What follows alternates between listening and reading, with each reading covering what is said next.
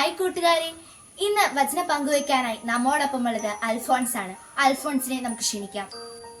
പ്രിയ കൂട്ടുകാരെ, ഞാൻ അൽഫോൺസ് ഫ്രാൻസിസ്. ക്രിസ്മസിനൊരുക്കമായ 14 ദിനത്തിൽ നമുക്ക് എല്ലാ ആത്മാക്കളെയും ഉണ്ണീശോയ്ക്ക് സമർപ്പിക്കാം. മരിച്ചുപോയ എല്ലാ ആത്മാക്കൾക്കും ഈശോയുടെ തിരുമുഖ ദർശനം ലഭിക്കാനുള്ള ഭാഗ്യത്തിനായി നമുക്ക് വചനം ചൊല്ലി പ്രാർത്ഥിക്കാം. തന്റെ വിശുദ്ധരുടെ മരണം കർത്താവിന് അമൂല്യമാണ്. സങ്കീർത്തനം 116:15. ഞാനാണ് പുനരുദ്ധാനവും ജീവനും, എന്നിൽ വിശ്വസിക്കുന്നവൻ മരിച്ചാലും ജീവിക്കും. യോഹന്നാൻ 11:25. മൃത്യുദിനത്തിലും പ്രവൃത്തിക്കനുസരിച്ച് പ്രതിഫലം നൽകാൻ കർത്താവിന് സാധിക്കും. പ്രഭാഷകൻ 11:26. പ്രപഞ്ചത്തിലെ അധിപൻ ഞങ്ങളെ അനശ്വരമായ നവജീവിതത്തിലേക്ക് ഉയർപ്പിക്കും. 2 മക്കാബായർ 7:9.